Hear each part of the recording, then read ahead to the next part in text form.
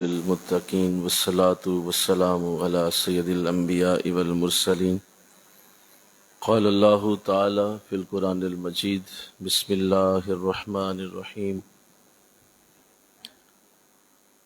افلا یتدبرون القرآن ام علی قلوب اقفالها صدق اللہ العظیم رب اشرح لی صدری ویسر لی امری واحلل عقدۃ من لسانی یفقہوا قولی ان اللہ و ملائکتہ یصلون علی النبی یا ایہا الذین آمنوا صلوا علیہ وسلموا تسلیما۔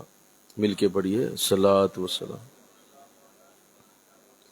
علیک یا رسول اللہ وعلی آلک و اصحابک یا سیدی یا حبیب اللہ، صلاۃ و سلام علیک یا رحمۃ للعالمین وعلی آلک و اصحابک یا سیدی یا خاتم النبیین۔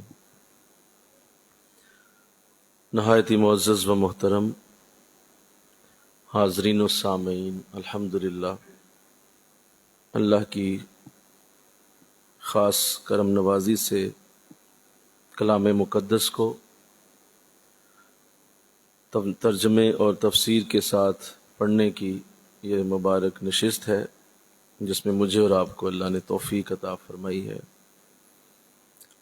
اس پہ اللہ کا شکر ہے کہ اس نے ہمیں اس کلام کا وہ نور دیا جس کے لیے قرآن اترا ہے، کہ قرآن کو سمجھ کے پڑھا جائے، قرآن کو سمجھا جائے اور سمجھ کے پھر اس پہ عمل کرنے کی کوشش کی جائے۔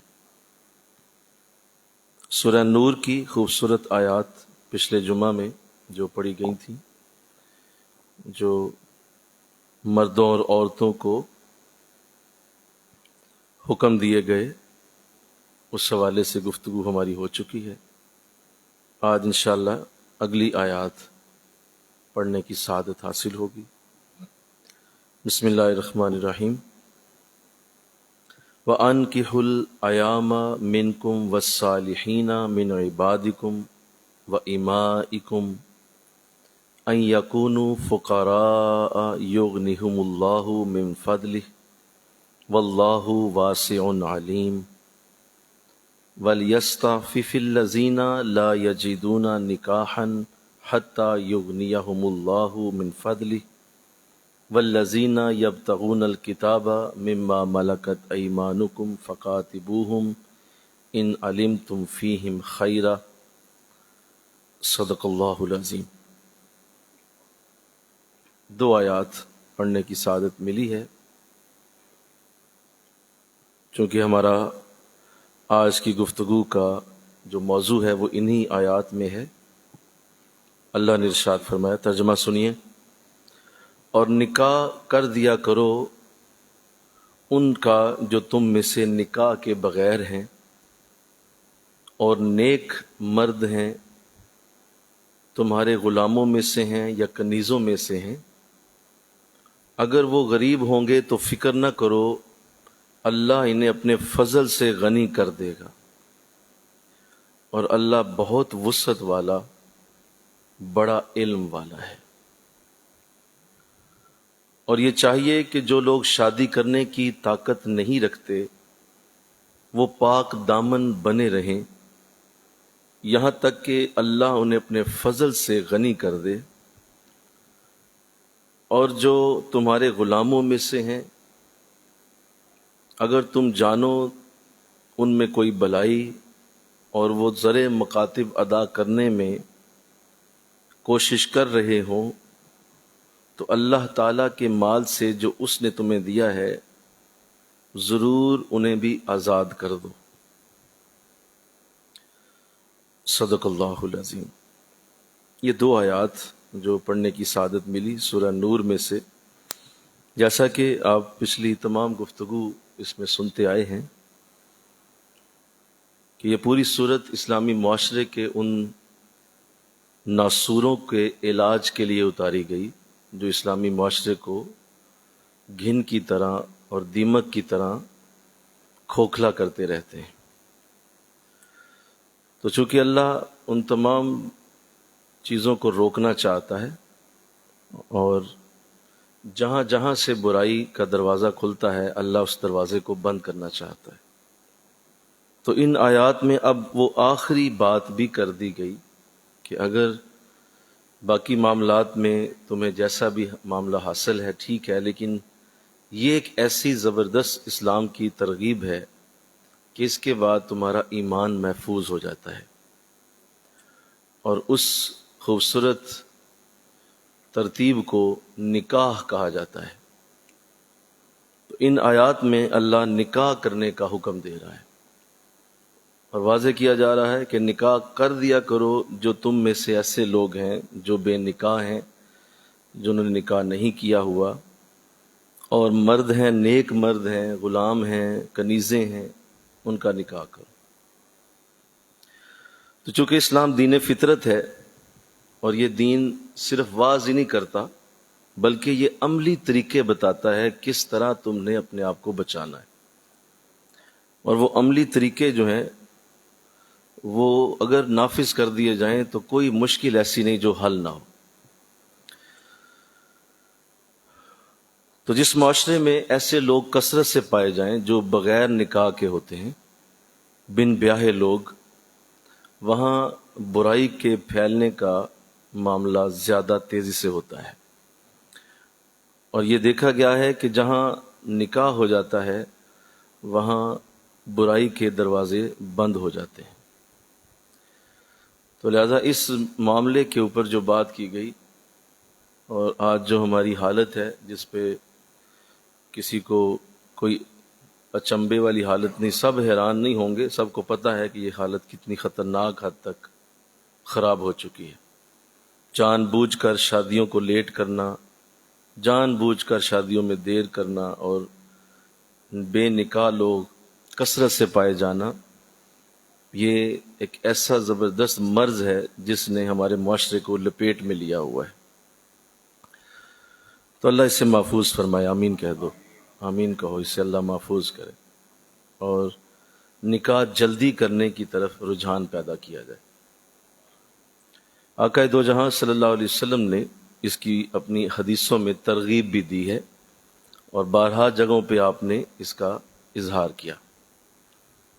ایک جگہ یوں فرمایا کہ اے نوجوانوں، تم میں سے اگر کسی کو نکاح کرنے کی طاقت حاصل ہے تو وہ دیر نہ کرے، جلدی نکاح کر لے، اور ایسا اس وجہ سے ہے کہ اگر وہ نکاح کر لے گا تو اس کا ایمان محفوظ ہو جائے گا، اس کے ایمان پہ اللہ کی رحمت آئے گی اور وہ شیطانیت سے محفوظ ہو جائے گا۔ اور فرمایا کہ جو تم میں سے نکاح نہیں کر سکتا اسے چاہیے کہ وہ روزے رکھے، وہ روزوں کے ساتھ اپنے آپ کو بچائے۔ دیکھیں، انسان کی جو سب سے بڑی دولت ہوتی ہے اس کائنات میں، جو انسان کی سب سے بڑی دولت ہے، وہ اس کی عزت ہے، اس کی عصمت ہے، اس کا کردار ہے، اور جس کا یہ لٹ گیا، جس کی یہ عزت لٹ گئی، تو بتائیے اس کے پاس رہا کیا۔ لہذا اس دنیا میں سب سے بڑا جو اللہ نے کسی انسان کو نور دیا ہے، عزت برکت دی ہے، وہ اس کی اپنی عصمت، وہ کردار ہے۔ تو چونکہ یہ وہ معاملہ ہے کہ جس پہ کلام کرنا مشکل ترین کاموں میں سے ہے، کیونکہ لوگ اس حوالے سے اس حد تک بہرا روی کا شکار ہیں کہ پہلے ذرا بچہ سیٹ ہو لے، پھر ذرا بڑا ہو لے، ذرا بچی بھی ذرا پڑھ لے، پھر اور پڑھ لے، پھر ذرا ابھی دیکھیے ابھی تو بچہ ہے، ابھی تو یہ ہے، ابھی تو ابھی شادی نہ کرو، ابھی یہ کر لو، ابھی فلاں کر لو، اور لمبا وقت دیتے دیتے اتنی زبردست اس میں تکلیف آتی ہے کہ پھر وہ شخص دیکھتا ہے کہ اس کی اولاد اس کی آنکھوں کے سامنے بگڑ جاتی ہے، اور بے شمار اس کی زبردست معاشرے کے اندر برائیاں پھیلتی۔ تو اللہ اس سے محفوظ فرمائے، اور نکاح کو جلدی کرنے کا جو قرآن نے حکم دیا ہے اس پہ اللہ عمل کی توفیق دے، کہ ہمارے معاشرے میں جو حالت بنا دی گئی آج کہ نکاح کو اتنا مشکل کر دیا گیا، اس قدر مشکل بنا دیا گیا کہ نکاح کے نام سے لوگ پہلے سوچتے ہیں کہ یار نکاح کرنا ہے تو اب پہلے کئی سال پہلے پلاننگ شروع کرو، حالانکہ ایسا تو نہیں تھا۔ ہمارے دین نے نکاح کو آسان ترین بنایا، آسان ترین عمل ہے، اور اس عمل کو اس قدر عزت دی گئی، اس قدر آسان کیا گیا کہ جب حضرت آدم اور حوا علیہ السلام کو پیدا فرمایا اللہ نے، تو اللہ کی بارگاہ سے جب دونوں کا وجود جنت میں تھا تو حضرت آدم علیہ السلام پہلے اکیلے تھے، پھر اللہ نے آپ کی دائیں پسلی سے حضرت حوا علیہ السلام کا وجود پیدا، لہذا نکاح ہوگا تو پھر ہوگا۔ تو فرمایا جی مولا جیسے آپ کا حکم، کون کروائے گا؟ فرمایا میں کرواؤں۔ تو خود خدا نے نکاح کرایا، خدا ہی گواہ ہوا، خدا ہی خطبہ پڑھنے والا، خدا ہی نکاح کہنے والا۔ اللہ نے دونوں کا نکاح کروایا، اور جب نکاح ہو گیا تو پھر آپ دوبارہ قریب جانے لگے تو آواز آئی کہ نہیں آدم ابھی بھی آپ نہیں جا سکتے۔ فرمایا مولا اب کیا رکاوٹ ہے؟ فرمایا اب رکاوٹ یہ ہے کہ حق مہر ادا کیجئے، حق مہر دیں گے تو قریب جانے کی اجازت ہوگی۔ تو عرض کیا مولا میرے پاس تو کوئی شے نہیں ہے، یہ جنت بھی تیری ہے، ہر شے تیری ہے، تو اب میں حق مہر کیا ادا کروں؟ تو جواب آیا کہ آپ میرے آخری رسول پہ درود پڑھ دیں، وہ درود آپ کا حق مہر ہوگا۔ تو لہذا یہ نکاح اتنی خوبصورت چیز ہے کہ ہمارے جد امجد کو بھی اللہ نے نکاح کے بغیر نہیں رکھا، اور اس قدر یہ اہم معاملہ ہے جس پہ جتنا بھی آج دکھ کیا جائے کم ہے کہ لوگوں نے جو نکاح کی حالت بنا دی۔ ایک تو یہ کہ اس کو دیر سے کرتے ہیں اور دیر کی جاتی ہے، اور اس کی بہت ساری خود وجوہات بنا لیتے ہیں، بہت سارے خود بنا دے، ابھی رشتہ نہیں ملا، ابھی فلاں نہیں ہوا، ابھی ہمارے مطابق کچھ سمجھ نہیں آ رہی، کرتے کرتے کرتے بھائی تم آئیڈیل ڈھونڈتے پھرتے ہو۔ اس دنیا میں آئیڈیل صرف حضور علیہ السلام کی ذات کریمہ ہے، باقی ہر انسان میں عیب ہے، بہت سارے عیبوں سے معاشرہ بھرا پڑا ہے۔ آواز ذرا زیادہ کریں۔ عیبوں سے معاشرہ بھرا پڑا ہے اور لوگ عیب دار ہیں۔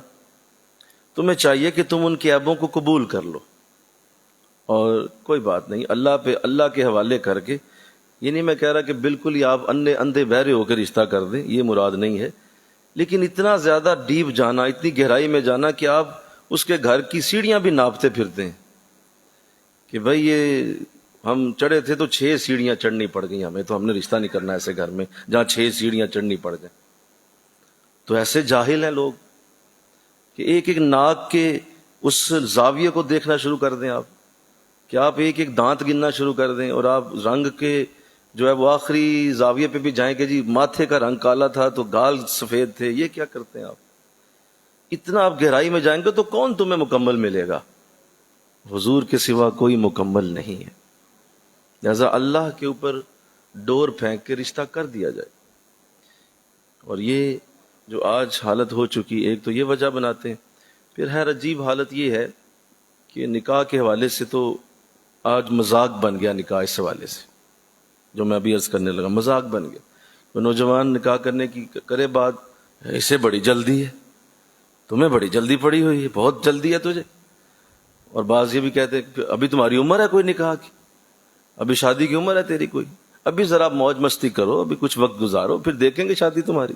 لو، اس طرح کی باتیں نکاح کے لیے کی جاتی ہیں، اور لوگوں کو یوں شو کیا جاتا ہے کہ جیسے یہ اور بہت بڑی ذمہ داری ہے اسے، اور رہنے دو بھی، ذمہ داری اٹھا لو گے؟ اچھا پہلے تو پال رہا تھا نا جیسے ساری دنیا کو، اللہ ہی پالتا ہے جسے پالتا ہے، نہیں ذمہ داری اٹھا لو گے؟ ابھی تمہاری ذمہ داری اٹھانے کی عمر ہی کوئی نہیں۔ اس طرح کی باتیں کی تو نکاح سے دور کیا جاتا ہے، بہت سارے انداز بنا کے لوگوں نے نکاح کو مذاق بنا لی، اور اس طرح کی چیزیں جو ہے وہ کر کر کے ایک وقت آتا ہے کہ بچے کے جو ہے وہ بالوں میں چاندی اترتی ہے، بچی کے بالوں میں بھی چاندی اتر آتی ہے، اور پھر پچھتاتے ہیں، پھر سر پہ بازو رکھ کے روتے ہیں، پھر کہتے ہیں اچھا کوئی بھی مل جائے۔ اب ایک اور جو بہت بڑا بیریئر ہے نکاح کے اندر، وہ خاندان میں ڈھونڈنا ہے، ذات برادری کو پوجنا ہے۔ اس کے اوپر بھی جتنا بھی افسوس کیا جائے، جتنا دکھ کیا جائے، بہت کم لگتا ہے کہ لوگ اتنا زیادہ اس پہ رہتے ہیں جس کی کوئی حد نہیں۔ ذات برادری کے بت کو پوجتے ہیں، اور غیرت جوان ہو جاتی ہے جناب کی، ہم نہیں کیا کرتے غیروں میں۔ اچھا غیر کیا انسان نہیں ہے؟ کیا وہ حضور کی امتی نہیں ہے؟ کیا انہوں نے کلمہ نہیں پڑھا ہوا؟ نہیں ہم نہیں کیا کرتے۔ دیکھیے یہ اچھی بات ہے کہ آپ کے اپنے ہی گھر میں، اپنی ہی برادری میں کوئی اچھا اگر موجود ہے رشتہ، تو سب سے بہترین بات یہی ہے۔ اس سے اچھی بات کیا ہے کہ آپ کے خاندان میں ہی اچھا مل جائے، بیٹا ہے بیٹی ہے، ضرور کریں آپ خاندان میں۔ لیکن یہ کیا بات ہوئی کہ آپ خاندان میں جب وہ نہیں ہے کوئی، تو آپ اپنے خاندان میں ہی ڈھونڈتے پھرتے ہیں، اور ایک وقت آتا ہے کہ آپ کو باہر سے کوئی برا بھی ملتا ہے تو خاندان کی وجہ سے وہ صحیح کر لیتے ہیں کیونکہ ہمارا خاندان ہے۔ تو یہ تو کوئی بات نہ ہوئی۔ یہ تو آپ کا ذہن اور سوچ کدھر گئی کہ جب آپ وہاں گئے ہیں جہاں برا شخص ہے وہ آپ کا خاندان کا، تو اسے کیوں کر رہے ہیں آپ؟ نہیں، چونکہ ہمارے خاندان میں ہے۔ تو ایسا نہ دین میں ہے، نہ قرآن میں ہے، نہ حضور کا کوئی عمل ہے، نہ کوئی، یہ خود ہی بیڑیاں لوگوں نے اپنے اوپر ڈالی ہوئی، اور غیرت کا نام دے دیا ہوا ایسے، اور ناک اونچی کا نام دے دیا ہے کہ دیکھیں جی رشتہ دار کیا کہیں گے، عزیز و قربا کیا کہیں گے، ہمارے خاندان والے، برادری والے کیا سوچیں گے کہ تو باہر کر لیا۔ حد ہو گئی۔ اس بچہ اور بچی کی زندگی برباد کر دی اس شخص کے لیے جس نے کبھی آ کے یہ تک نہیں پوچھنا کہ بجلی کا بل دیا کہ نہیں آپ نے اس مہینے دانے آپ کے گھر میں ہیں یا نہیں، اس مہینے آپ کے گھر میں خرچہ پانی ہے یا نہیں، کسی نے نہیں پوچھنا آپ کو، اور اس کے لیے اپنے بچے کی زندگی برباد کر دیا، اس خاندان کے لیے جس نے کبھی آ کے کبھی نہیں پوچھا۔ اتنے عرصے سے ہم بھی نکاح دیکھ رہے ہیں لوگوں کے، بس شادی کا دن، بارات کا، ولیمے کا دن، اس کے بعد کوئی منہ پہ آ کے تھوکتا بھی نہیں، اور بچہ اور بچی ساری زندگی روتے پھرتے ہیں۔ کیوں؟ بس وہ خاندان کی بھینٹ چڑھ گئے۔ کوئی پوچھتا نہیں آ کے کہ بھائی آپ کا کیا حال ہے، اس وقت مجھے پریشانی ہے، کوئی دکھ ہے، میں حاضر ہوں، تیرا میں نے ہی نکاح کرایا تھا، میں نے ہی شادی کے معاملات کی، میں تیری کوئی پوچھے گا نہیں آ کے۔ کوئی آ کے یہ ہلکا سا بھی نہیں جانتا کہ آپ کے گھر میں مسئلہ کیا پڑا ہوا ہے۔ کہتے آپ ہی کرو جو کرنا سی تسی۔ اچھا کرایا تو نے تھا؟ نہیں، اس وقت کوئی نہیں آئے گا۔ تو اس کے لیے اپنے بچوں کی زندگی برباد کرتے ہو، اس کے لیے کہتے ہو کہ نہیں نہیں یہ برادری میری فلاں۔ بھائی برادری کا بت کیوں پوچھتے ہیں آپ؟ تو یہ بہت بڑا انداز۔ اس کے لیے حضور الاسلام کی سنت ہمارے سامنے ہے۔ میرے آقا نے 11 نکاح کیے۔ کتنے کیے بولیے؟ سارے بولیے۔ 11 نکاح کیے ہیں، اور آپ کے زیادہ تر نکاح جو ہیں وہ قریش سے باہر ہیں۔ خود آپ قریشی ہیں۔ کون ہے بولو؟ ہاشمی ہیں، قریشی ہیں، لیکن ساری بیویاں قریشی تو نہیں ہیں آپ کی۔ لے، سب سے بڑی مثال حضور کی آپ کے سامنے، ساری بیویاں قریشی تو نہیں ہیں۔ آپ نے دیگر قبائل سے، دیگر برادریوں سے شادیاں کی ہیں۔ اب یہ مثال سامنے رکھی جائے تو سب چپ کر جائیں گے کہ اب کیا کریں۔ او بھائی تمہارے سامنے مثال ہے، اور خود آقا دو جہاں کی اپنی صاحبزادیوں کی شادی بھی قریش میں نہیں ہوئی۔ آپ کی صاحبزادیاں بھی تو قریش ہی کی تھیں، 4 بیٹیاں ہیں، صرف حضرت علی رضی اللہ تعالیٰ عنہ اپنے قبیلے کے ہیں، باقی تینوں شادیاں علیحدہ ہیں۔ اب کدھر جائیں گے؟ کسی اور جگہ شادیاں کی ہیں، اور حضور نے تو ایسی کوئی بات نہیں کی، اور اسی طرح باقی صحابہ بھی اسی طرح عمل کیا کرتے۔ تو یہ اصل میں آپ کو اس کی وجہ بتاؤں، یہ اصل میں بس ناک اونچی رکھنے کا ایک ذریعہ ہے، اور یہ وہ فخر اور تفاخر ہے جو اسلام مٹانا چاہتا ہے۔ اسلام اسی سے تو نکالنا چاہتا ہے تمہیں۔ اسلام کہتا ہے یہ نہ کرو، یہ اپنے قبیلے کو اتنا زیادہ اچھا۔ اسی طرح دیکھ لیں جتنے ووٹ دیتے ہیں یہ بھی برادری کی بیس پہ، چاہے وہ چکا ہے، گنڈا ہے، برا ہے، کیونکہ ہماری برادری کا ہے ووٹ دے دو، بیڑا غرق ہو گیا۔ اب وہ جہاں جہاں برائی کرے گا وہ تمہارے ووٹ کی وجہ سے اس کا ایک گناہ تمہارے نامہ اعمال میں شامل ہوتا رہے گا قیامت تک، کیونکہ اس کے تمہارے ووٹ کی وجہ سے وہ آگے آیا، کیونکہ تمہیں پتا تھا وہ چکا آدمی ہے، گنڈا ہے، برا شخص ہے، جانتے تھے لیکن ووٹ دے دیا۔ کیوں؟ برادری کا ہے، میرے قبیلے کا ہے، میری گلی کا ہے۔ اسلام اسی کے تو خلاف ہے۔ اور اسلام ہم سے چاہتا کیا ہے؟ نماز، روزہ، حج، زکوٰۃ ایک علیحدہ چیز ہے۔ اسلام یہ ہے اصل میں کہ وہ تم سے اپنی مرضی چھڑوا کر اللہ کی مرضی کروانا چاہتا ہے۔ وہ کہتا ہے میری مرضی پہ آؤ۔ تو یہ بہت بڑی جو رکاوٹ ہے نکاح میں وہ یہ بھی ہے۔ آج ہم نے بچیاں گھروں میں روتی دیکھی، آنسو بہاتی دیکھی ہیں کہ وہ کیا کرے، کدھر جائیں، کس کو جا کے حال دل سنائیں، سمجھ نہیں آتی کیا کریں، کس طرح لوگوں کو بتائیں۔ تو اللہ اس پہ ہمیں توفیق دے دے، آمین کہہ دو ذرا سارے۔ میری بات پہ توجہ ہے نا؟ بولیے توجہ ہے نا؟ یہ بہت بڑا معاملہ ہے. اور جو بے نکاح، اللہ کہہ رہا نکاح کر دو، کوئی شرط نہیں لگا رہا. اللہ کہہ رہا نکاح کرو فوراً. کوئی اچھا آدمی نظر آ گیا کر چھوڑو، اللہ کے حوالے کرو، میں ہوں نا. آگے وعدہ بھی کیا، میں ابھی بات کرتا ہوں اس پہ. اللہ تو یہ کچھ یہ وجہ ہے جس کی وجہ سے نکاح لیٹ ہوتے ہیں، اور لوگ جان بوجھ کے اپنے برادری کو ڈھونڈتے ڈھونڈتے وقت گزارتے چلے جاتے ہیں. اور ایک وقت آتا ہے کہ پھر ہاں جی پھر یہ بھی آتا ہے ٹائم، ہمارے پاس بہت سارے لوگ آتے ہیں کہ جب وہ وقت گزر جاتا ہے بچہ بچی کا، تو پھر کہتے ہیں حضور ہن کوئی بھی ہو جائے. بولو کوئی بھی ہو جائے ہن، بس لے آؤ خدا دن آ جائے، کوئی ہو جائے، کوئی بھی ہو جائے. تو پہلے 5 سال کہاں تھے آپ؟ پہلے 6 سال آپ کہاں تھے جی؟ اس وقت ہم ڈھونڈ رہے تھے ملا کوئی نہیں، اب کوئی بھی ہو جائے. ایسا ظلم کر دیا، بچے کی زندگی برباد کر دی. تو ایسا نہ کیا جائے، اپنے اوپر پابندی لگائی جائے. اور آقا دو جہاں صلی اللہ علیہ وسلم کا یہ ارشاد بھی یاد رکھا جائے کہ جتنی دیر تک کوئی شخص اپنی اولاد کا نکاح نہیں کرتا، اگر وہ کسی برے کام میں ملوث ہوئی تو اس کا گناہ اس کے والد اور والدہ کے سر جائے گا. یہ بھی یاد رکھا جائے کہ اگر میں اسے چھوٹ دے رہا ہوں تو اب اس کے ذریعے جتنے بھی ناکام یہ کسی بھی جگہ ملوث ہوگا تو اس کا مجھے بھی ساتھ ساتھ ہی گناہ ہے. یہ نہیں ہے کہ وہ اکیلا ہی ہو رہا ہے، آپ اس کے باپ ہیں، آپ اس کی ماں ہیں، آپ نے کیوں نہیں دھیان دیا؟ تو اللہ اس پہ توفیق دے دے.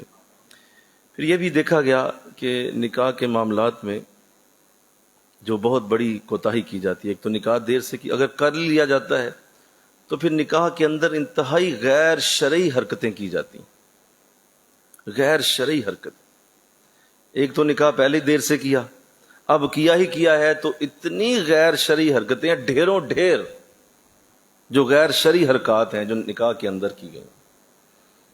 اچھا آپ غور کریں کہ کل اور 10واں ہوتا ہے نا، 40واں ہوتا ہے، کل ہوتے ہیں. جنازہ، چلو جنازہ تو چلو چھوڑ دو، کل ہے، 10واں ہے، 40واں ہے. اس پہ علامہ صاحب بلائیں گے، لوگ مولوی صاحب آ جائیں گے. نکاح پہ کیوں نہیں بلاتے؟ نکاح پہ صرف نکاح پڑھایا اور اس کے بعد بینڈ باجا. تو بینڈ باجا کیا کلوں پہ بلاؤ نا، 10واں پہ کیوں نہیں بلاتے بینڈ باجے کو؟ دکھوں کے لیے قرآن رکھا ہوا ہے آپ لوگوں نے کیا؟ جب دکھ آئے تو اس وقت قرآن کھول لو، اور جب سکھ آئے تو موج کرو. یہ جس قوم کی حالت ہو، جس قوم کا ذہن اس حد تک پستی پہ جا چکا ہو کہ جب دکھ آتے ہیں تو قرآن کھول کے بیٹھ جاتے ہو، اور جب تمہارے لیے خوشیوں کے دن آتے ہیں تو اس وقت بینڈ باجے بجاتے ہو. اس وقت کہاں ہوتا ہے قرآن؟ اس وقت کہاں ہوتے ہیں علماء؟ اس وقت نعت خوانی کیوں نہیں ہو سکتی؟ مل کے کہو نا سبحان اللہ بولو. اس وقت نعت کیوں نہیں حضور کی پڑھی جا سکتی؟ اس وقت کیوں تلاوت نہیں ہو سکتی؟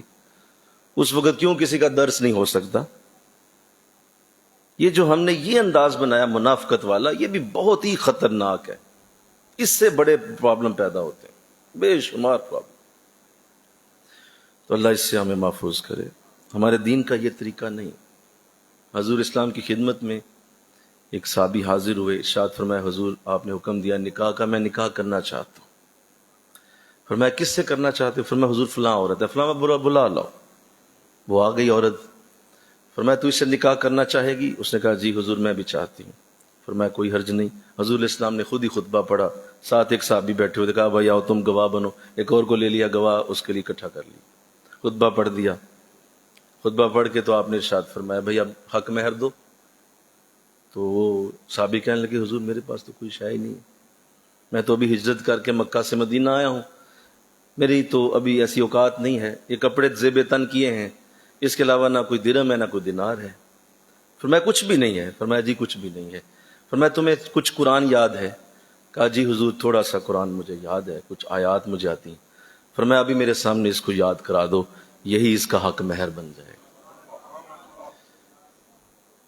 بتائیے اتنا آسان ہے نکاح، اور تم نے کیا حشر کر دیا نکاح کا.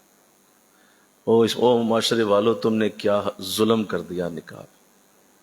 کس کو تم اپنی عزتیں دکھاتے ہو، کس کو ناقص دکھاتے ہو، کس کے لیے اتنے 100 لوگوں کی روٹیاں بناتے ہو، اور کیوں ایسا کر کے قرضے چڑھاتے ہو؟ کس لیے اس طرح کر کے لوگوں کے تلوے چاٹتے ہو؟ جب اللہ رسول کا انداز یہ تھا تو تمہارا انداز کیا ہے؟ حضور سیدہ فاطمہ رضی اللہ عنہ کی شادی ہو رہی ہے، حضور اسلام نے 10 سے زیادہ صحابی نہیں بلائے، اس میں 10 صحابہ کرام موجود ہیں شادی میں. حضور چاہتے تو سارے جہان کی بارات کٹھی کر سکتے تھے. ایک اشارہ میرا نبی کرتا، فرشتے جنت سے باراتوں میں شامل ہوتے. اتنی سادہ شادی جو اس کائنات کے سب سے امیر شخص نے کی ہے وہ محمد رسول اللہ صلی اللہ علیہ وسلم. آپ سے زیادہ امیر کون ہے؟ جو اپنا ہاتھ اٹھاتا ہے تو اس کا ہاتھ جنت کے پھل تک جا پہنچے.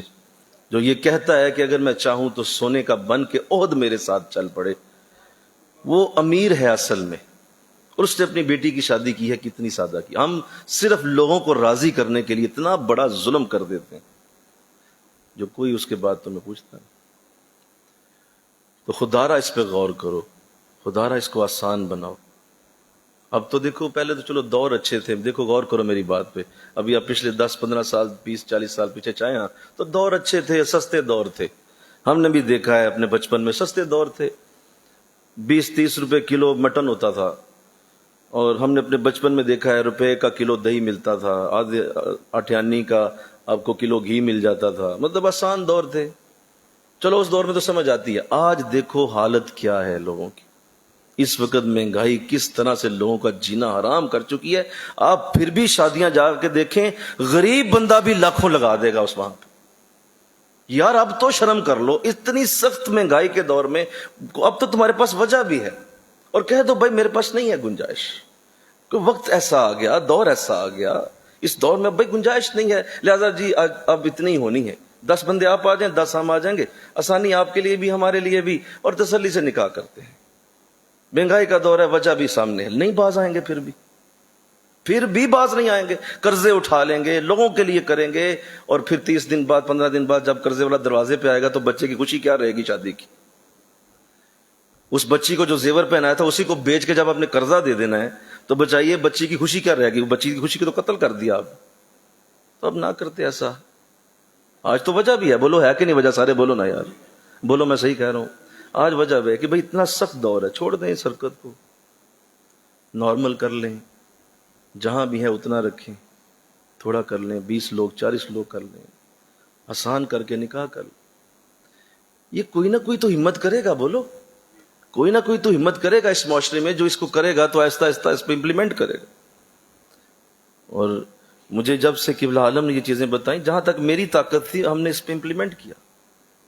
جہاں تک اپنی طاقت تھی میں نے کیا اسے. لیکن آج حالت اس قدر خطرناک ہو چکی ہے کہ لوگ نکاح کے نام سے، اب بچی پیدا ہوتی ہے، اندازہ کریں آپ، اتنا سخت ٹینشن ہے اس کی.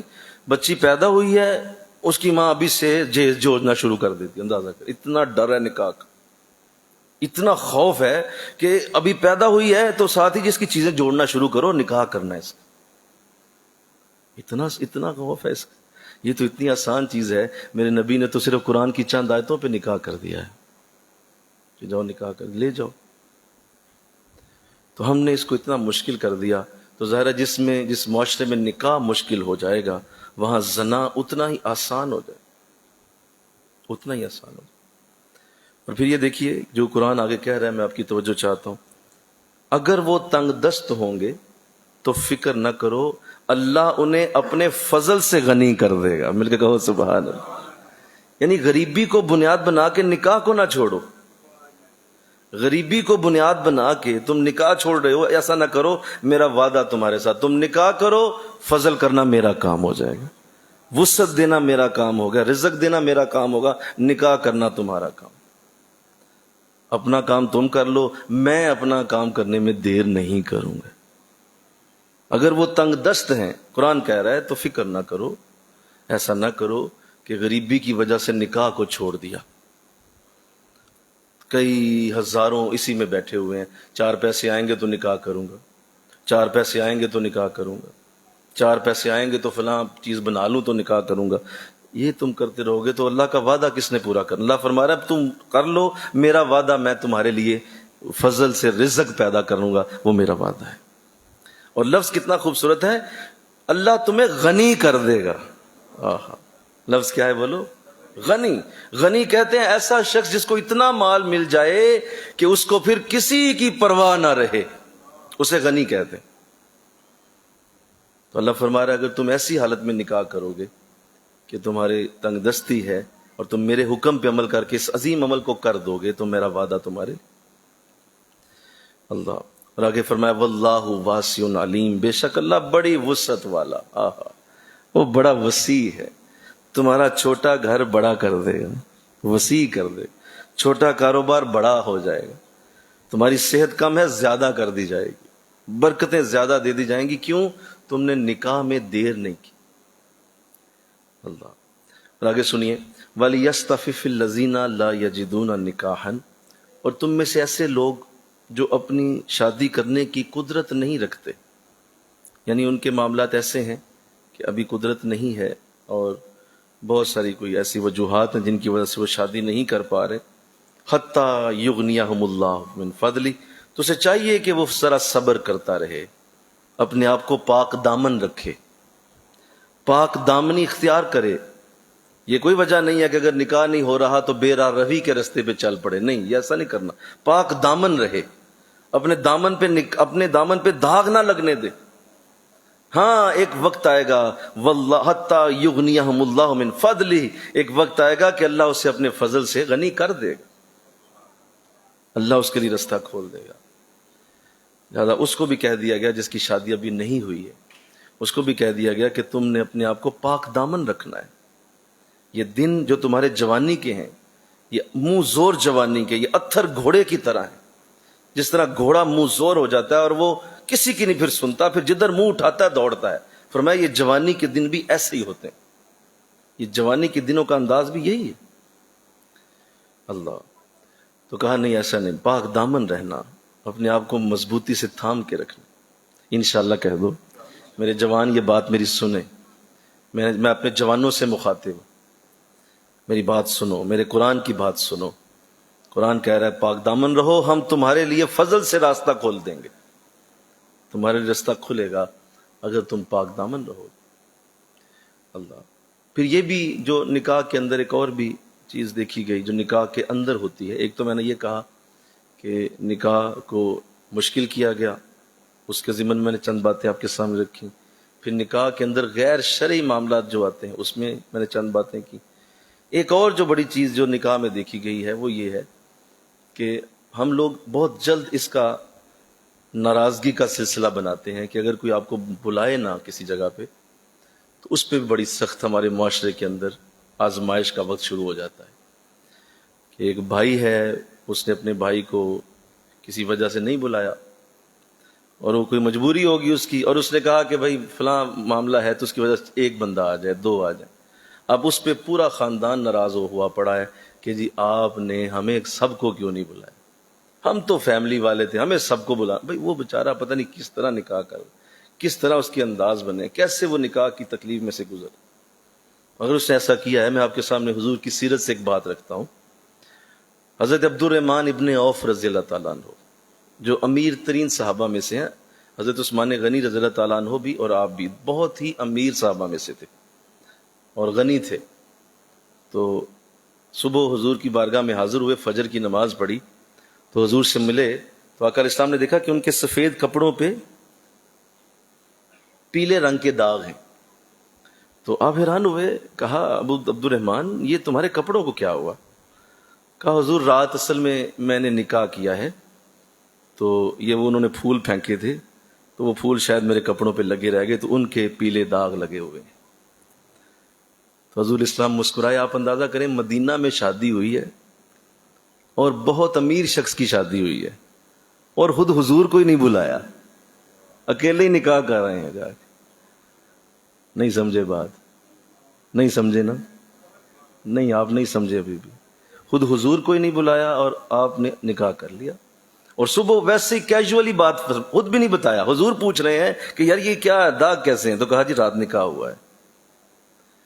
اس حد تک آسان چیز تھی اور حضور نے کوئی ناراضگی کا اظہار نہیں کیا کہ اچھا یہ کیا بات ہوئی، رسول خدا محبوب خدا کو نہیں بلایا، رات میں اکیلے اکیلے نکاح کر رہے، ہم ناراض ہیں آپ سے. ایسا کچھ نہیں کہا. فرمایا اچھا نکاح ہو گیا؟ کہا جی ہوگا. مبارک ہو بہت زیادہ، تمہیں مبارک. ہاں یہ ہے کہ اب ولیمہ کے لیے کوئی ایک بکری بھی ذبح کرنی ہو تو ضرور کرنا.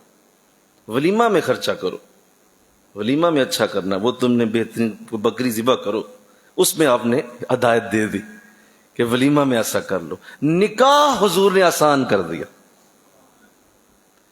یہاں جناب کے پارے آسمان پہ چڑھ جاتے ہیں، بلکہ کارڈ پہ نام نہیں لکھا، اس پہ لڑائی شروع ہو جاتی. کارڈ پہ میرا نام کیوں نہیں؟ ہم تو پھر لگتے ہی کچھ نہیں آپ کے، ہم تو کچھ نہیں نہ لگتے، کارڈ پہ نام ہی نہیں لکھا. تو جس قوم کا شعور یہاں ہو اس کو کون سمجھائے، اس کو کون تعلیم دے جس کا شعور اتنا گر چکا ہے کہ وہ اس کی مجبوری نہیں سمجھ رہا کہ وہ بیچارہ پتہ نہیں کس حال میں شادی کر رہا ہے. اور سنیں جو اس کے ضمن میں کہا گیا، آقا دو جہاں صلی اللہ علیہ وسلم نے جو اس کے ضمن میں فرمایا کہ اگر کوئی بھائی کسی کی شادی کے اوپر کوئی اس کو نہ بلائے تو دوسرے بھائی کا جائز نہیں کہ وہ اس سے ناراض ہو. جائز ہی نہیں یہ بات، بلکہ جب پتہ چلے اس کو مبارک دے دے. اچھا یار چلو کسی وجہ سے اگر تم نہیں بلا سکے تو کوئی بات نہیں، تمہیں مبارک ہو، اللہ تمہاری بیٹی کو خوش رکھے، تمہارا بیٹا خوش رہے، مجھے خوشی ہے اللہ نے نکاح کی شادی کی توفیق. یہاں عجیب حال ہے، کئی نسلوں کے رشتے توڑ دیتے ہیں لوگ، صرف نہیں جی ہمیں فون نہیں آیا، ہمیں میسج نہیں آیا، ہمیں کسی نے بلایا کیوں نہیں.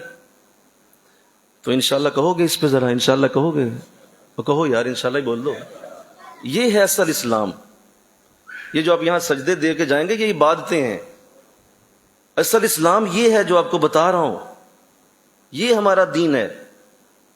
اس دین کو سمجھو، یہ جو بتایا جا رہا ہے. اور یہ ساری چیزیں وہ یورپ اپنا چکا ہے، یہ ساری چیزیں غیر مسلم کر چکے ہیں، وہ کوئی ایسا کام نہیں کرتے. 20-30 لوگ جاتے ہیں، میں نے ان کی بڑے بڑے جو امیر قریب بڑے بڑے ڈالروں والے ان کی شادیوں کے ذکر پڑھے ہیں، سنے ہیں. چند لوگ جاتے ہیں شادی کر کے، بلکہ وہ تو شادی بھی اپنی گرجے میں کرتے ہیں، وہیں جاتے ہیں سارے، دلہا دلہن بھی وہیں جاتے ہیں، اور گرجے سے ہی وہ گاڑی میں بٹھا کے اکیلا چلا جاتا ہے. کوئی بارات کا تصور ہی نہیں ہے، اکیلا گاڑی میں بٹھا کے چلا جاتا ہے اسے لے کے. یہاں 600 بندہ پیچھے آ رہا ہے، 600 آگے آ رہا ہے، اور بچی والے ذبح کیے جاتے ہیں نکاح کے دن. اور ظالموں کب تک ایسے کرو گے؟ کب تک اپنے ہاتھوں ہی اپنے معاشرے کا قتل کرتے رہو گے؟ خدارا اس سے باز آؤ، خدارا اس سے نکل آؤ.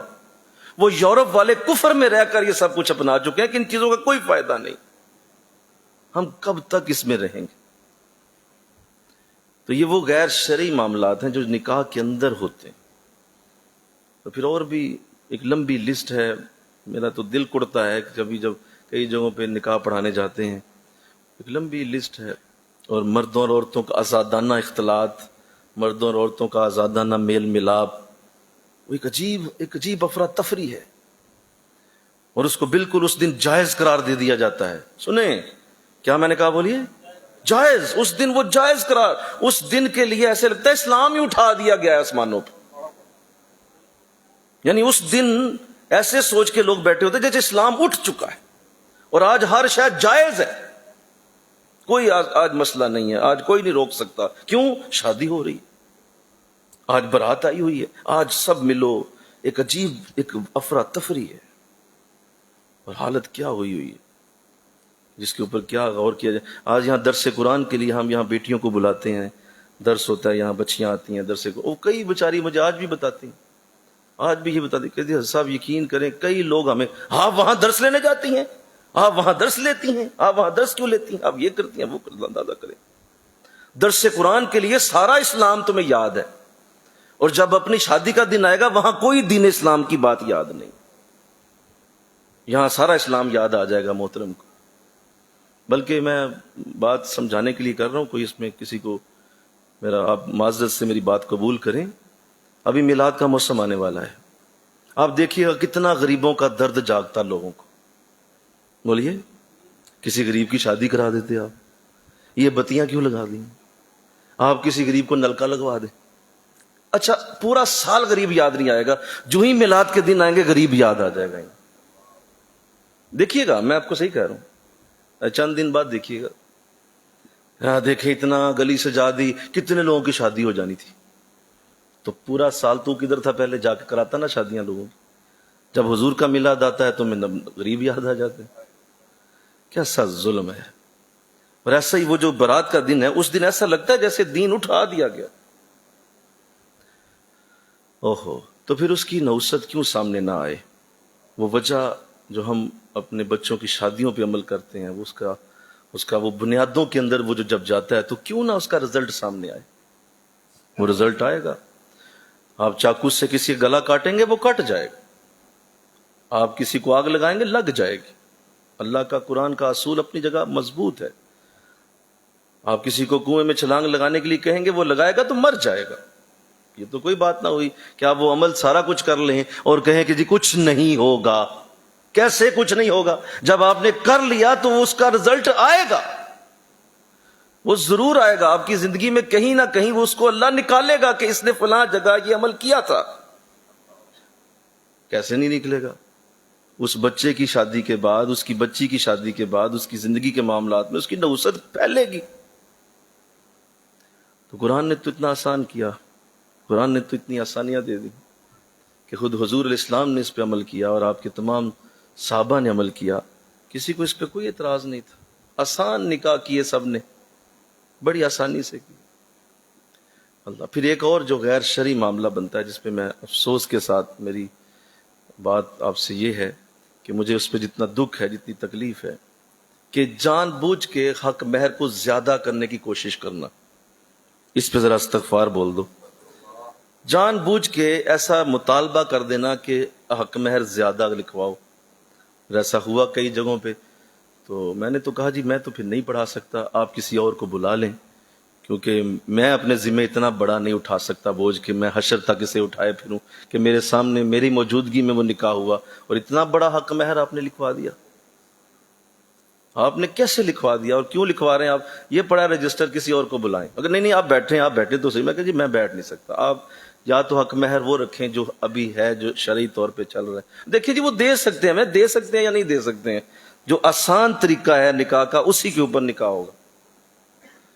تو انشاءاللہ کہہ دو، اللہ توفیق دے دو. وجہ کیا ہے جی؟ بچی کو طلاق نہ ہو جائے، بچی کو بعد میں تنگ نہ کریں، بچہ جو ہے وہ بچی کے لیے ڈرے کہ یہ کل کو مجھے دینا پڑ جائے گا تو اس لیے حق مہر زیادہ لکھوا رہے ہیں. بے وقوف ہو تم. جس نے طلاق دینی ہے وہ کروڑ روپیہ بھی لکھواؤ گے اس نے دے دینی ہے. اس نے نہیں چھوڑنا، اس نے طلاق کو دے دینا ہے. وہ کب رکتا ہے؟ جب دے رہا ہوتا ہے. وہ سوچتا ہے کوئی کہ حق مہر تمہیں کوئی یاد کرائے گا، کوئی یاد نہیں کراتا، وہ دے دیتا ہے اس وقت طلاق. میں نے کہا جی آپ اگر اس حوالے سے کر رہے ہیں تو آپ بے وقوفی کر رہے ہیں، ایسا نہیں ہوتا. اچھا جی چلیں پھر کیا کریں؟ وہ پھر مانیں. اور بھی کئی جگہوں. تو اس کی بھی اللہ توفیق دے، آمین کہو. آپ بیٹی والے ہیں کبھی ایسی حرکت نہ کیجیے گا. اور آقا دو جہان ارشاد فرمایا بہترین شادی وہ ہے جس میں حق مہر ہلکا ہو. بہترین شادی وہ ہے جس میں کم سے کم خرچ ہو.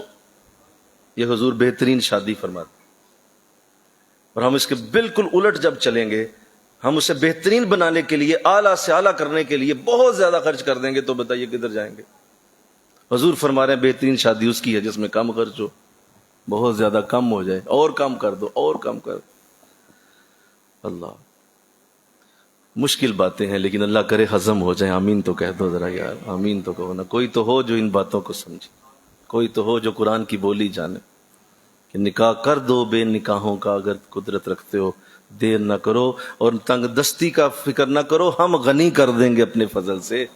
ہمارا وعدہ ہے نہ کرو دیر، جلدی سے نکاح کرو.